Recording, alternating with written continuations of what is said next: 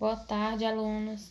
Me chamo Adriana, sou professora de Biologia e na aula de hoje vocês irão aprender sobre microbiologia, ou seja, vão aprender sobre o ciclo de vida ou reprodução e algumas características dos vírus, das bactérias, dos protozoários e dos fungos.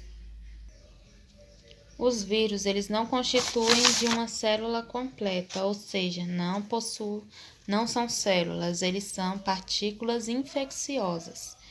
Sendo assim, eles precisam de uma célula, de um organismo para que eles se hospedem.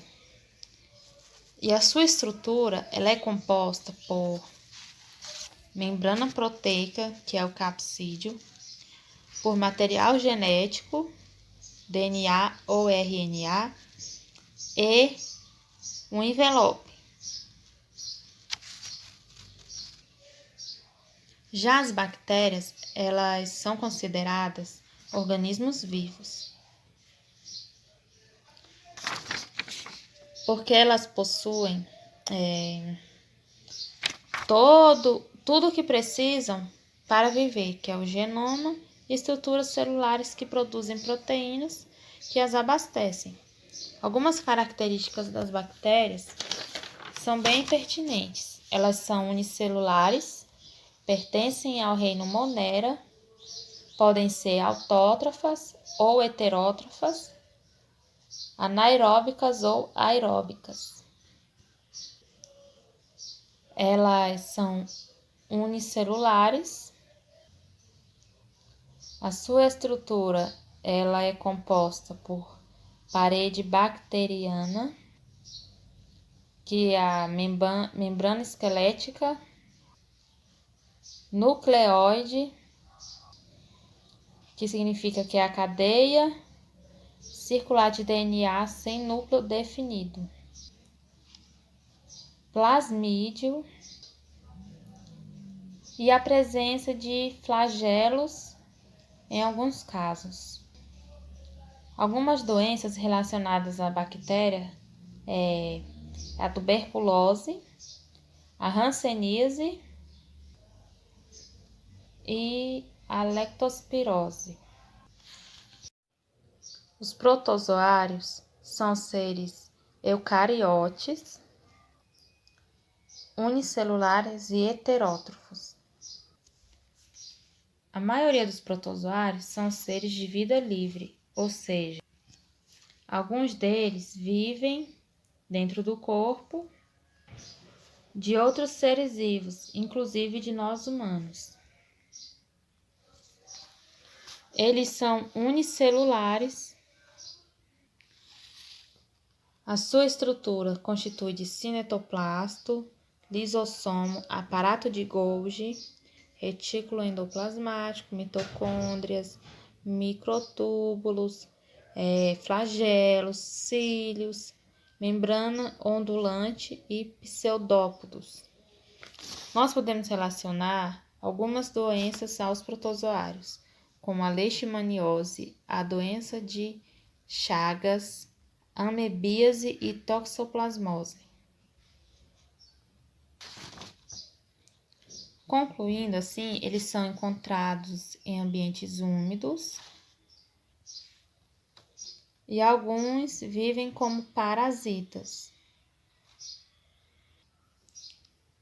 Os fungos possuem o seu próprio reino, que é o reino Fungi.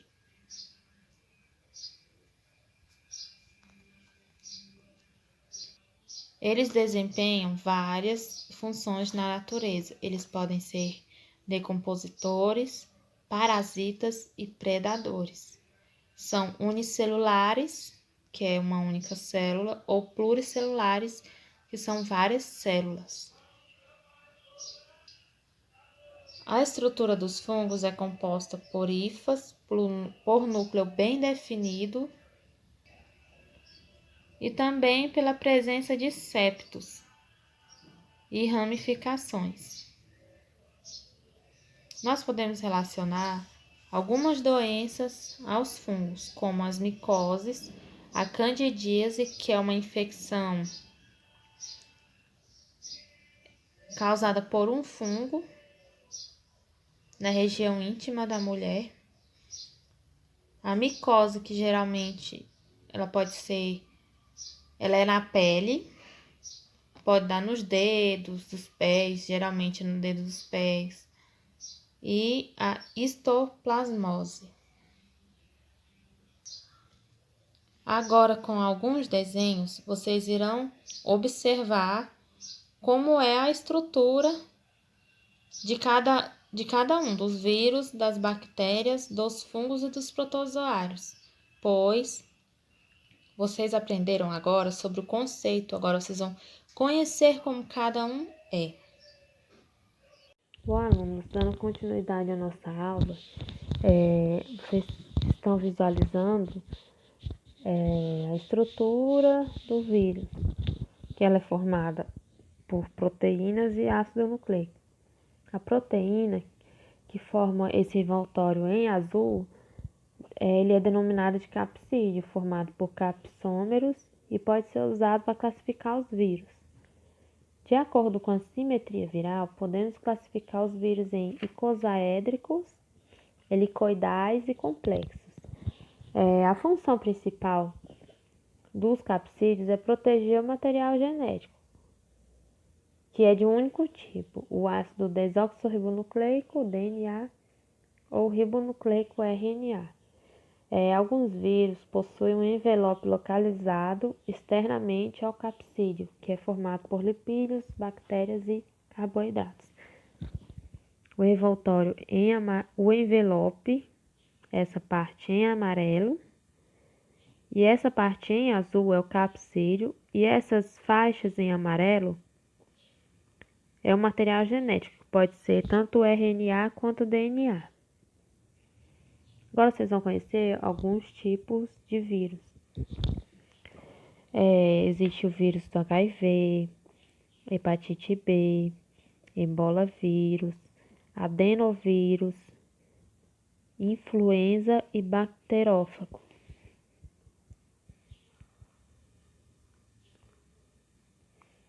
Agora, vocês vão conhecer como é o ciclo de vida dos vírus. O ciclo de vida dos vírus é um conjunto de 5 etapas, onde o vírus vai reconhecer e entrar em uma célula hospedeira e reprogramar o hospedeiro, fornecendo instruções na forma de DNA ou RNA viral. E vai usar os recursos do hospedeiro para produzir mais vírus, resultando em programa viral. A primeira etapa é a ligação ou absorção, onde o vírus vai reconhecer a célula hospedeira e vai ligar a ela através de uma molécula receptora na superfície da célula.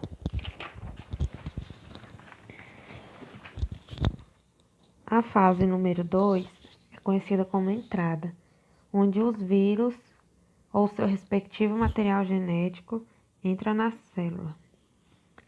Na fase 3, acontecerá a replicação e a expressão gênica do genoma. Esse genoma ele vai ser copiado e os seus genes serão expressos para produzir novas proteínas. Na fase número 4, acontecerá a montagem, onde as novas partículas virais vão ser montadas de cópias do genoma e de proteínas virais. A quinta e última fase é a liberação, onde essas partículas virais completas irão sair da célula e vão poder infectar outras células. É assim que acontece o ciclo de vida de um vírus. Bom, agora vocês vão conhecer a estrutura da bactéria. A estrutura das bactérias é composta por uma parede bacteriana, por um nucleóide que ele vai ficar no interior da bactéria, formando uma cadeia circular. O plasmídio, que são moléculas semelhantes a este nucleóide, e os flagelos, que eles vão auxiliar na locomoção e na fixação da bactéria. As bactérias, elas vão se reproduzir por cisparidade, que significa a mesma coisa que fissão binária, que é um processo reprodutivo dividido em duas partes, sendo a por reprodução assexuada e sexuada. Na sexuada vai acontecer por esporulação, onde os esporos vão ser formados, resistentes, e só vão retornar à normalidade quando encontrar uma condição para dar continuidade a reproduzirem por cisparidade. No caso da sexuada, ocorrerá a transferência do material genético de uma bactéria para outra e a combinação deste DNA com o DNA da bactéria receptora, que vai originar em novos organismos a partir dessa possibilidade cromossômica. A conjugação bacteriana é a transferência direta do DNA de uma bactéria para outra, através das fibras sexuais, que são filamentos mais longos que as fibras normais. A transformação é a absorção desses fragmentos de moléculas de DNA dispersos no meio e posterior incorporação dos mesmos ao DNA bacteriano. A transdução é a transferência de fragmentos do material genético através dos bacteriófagos. Esses bacteriófagos são os tipos de vírus infectantes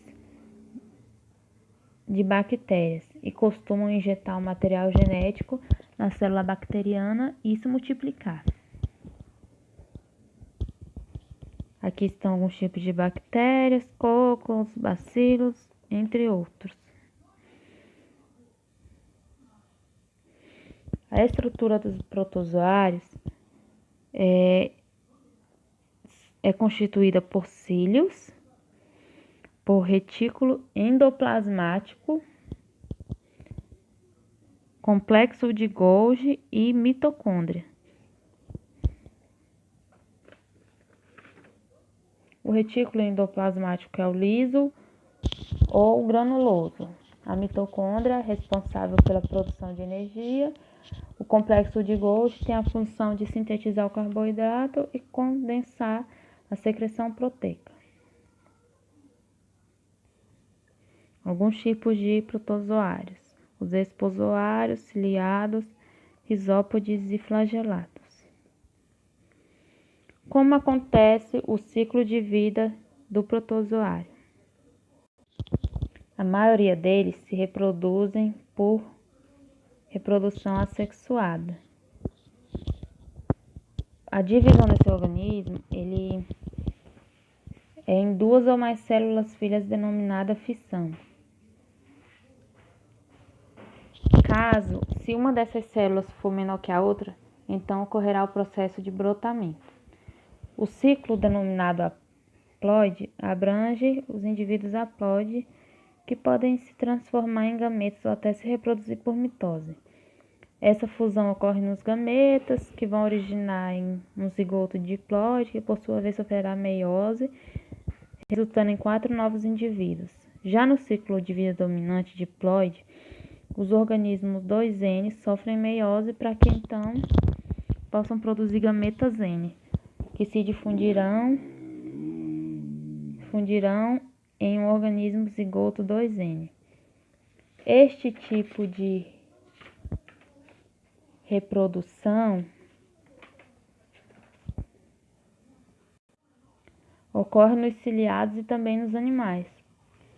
Por último, temos o ciclo de vida codominante, haploide-diploide, que representa uma geração assexuada N ou 2N que se alterna em uma outra geração sexuada. Este ciclo é característico dos foraminídeos.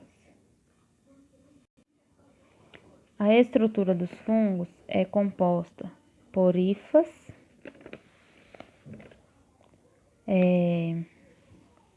corpo frutífero e micélio. que vocês estão visualizando um tipo de fungo base de homiceto com as seguintes características. O ciclo de vida dos fungos ocorre da seguinte sexuada, onde pode ocorrer de diversas formas. As leveduras, por exemplo, se a reprodução delas é por brotamento. E também podem se reproduzir por divisão simples. Os mofos ou bolores, bastante encontrados em alimentos em decomposição, podem produzir esporos assexuadamente, que vão se originar em novos fungos. No entanto, muitas espécies também podem reproduzir sexuadamente. A reprodução sexuada ocorre em 3 etapas: plasmogamia, que é a fusão do citoplasma de 2 micélios; cariogamia, que ocorre a fusão dos núcleos haploides; e a meiose, que é uma etapa de suma importância, onde vai restabelecer a forma de haploide e originar esporos com maior variabilidade genética.